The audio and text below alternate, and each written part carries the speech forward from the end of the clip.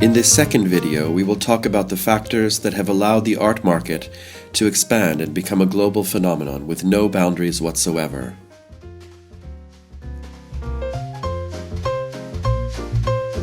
New technological tools now allow better traceability of the value of works of art.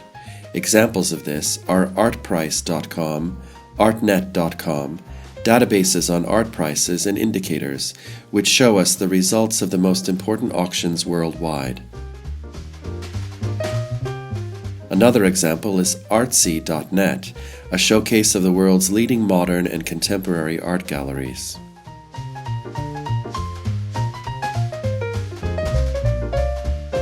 Today, new artistic trends and information about artists circulate freely on digital media, leading to a global spread of art. In addition, art markets analysis help investors in the field to make more informed purchasing decisions. There are many social factors that have determined a strong expansion of the art market in the contemporary age. The rise in the average level of education has led to a growing interest in a more complex cultural heritage and consequently to an increased popularity of art. In addition, an extensive visual culture has led to a greater ability to appreciate the meaning of a work of art. Communication, through images and different tools such as painting, sculpture, graphics, and photography, allow us to reach the maximum communicative effect instantly, thanks to its strong power of recall, its immediate comprehensibility, and easy memorization.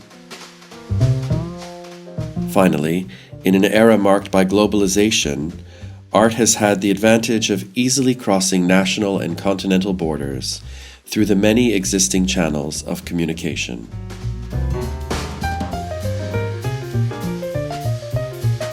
Paradoxically, another reason why art attracts the attention of the general public is that it has become expensive. The stratospheric quotes in large print in newspapers help to spread the concept of art as a luxury commodity and status symbol. An example are the latest record sales of Leonardo, Picasso, and Modigliani.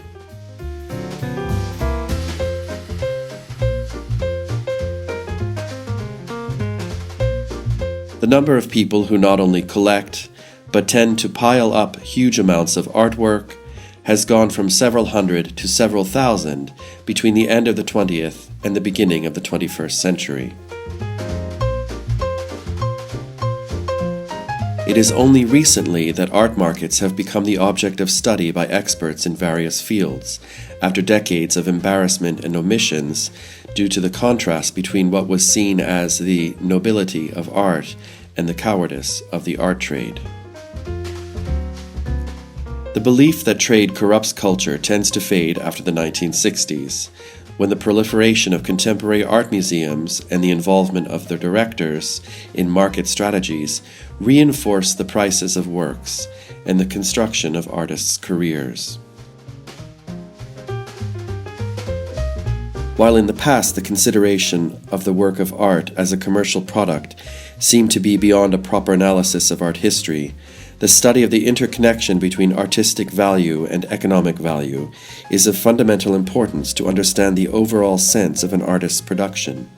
Fundamental figures in this perspective were Roy Lichtenstein, Andy Warhol, Jean-Michel Basquiat. Investment in art has always been the prerogative of the wealthy, who have used works of art as a safe haven when the traditional investment market did not offer favorable expectations for the future.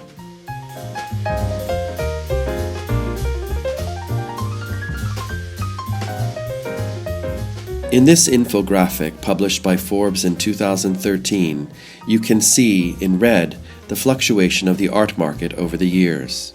In blue, the performance of the Standard & Poor's 500 index. The gray bars show the auction records for each year. The value of artistic assets in the long term always tends to increase. The theme of selectivity is only one of the barriers to entry in the art market. Art is a complex and sophisticated sector, where profit, in most cases, can be achieved in the medium and long term. It is an extremely emotional market, dependent on critical judgments, fashions, and personal taste.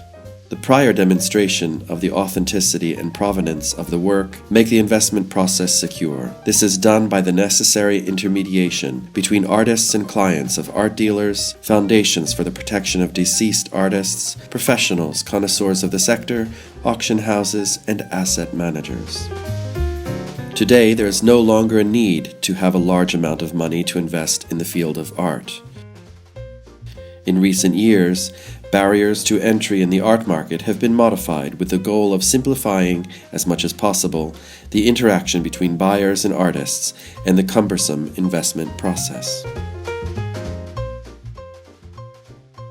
Works of art, while maintaining a peculiarly aesthetic function, also assume the function of symbolic good, whose possession is aimed at increasing the prestige of the owners, and the economic function linked to aesthetics, which considers the artistic product from the point of view of its exchange value.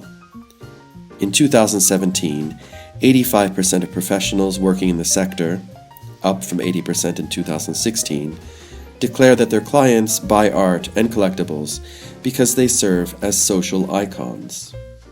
The works have important social value for them, serving as symbols of their lifestyle.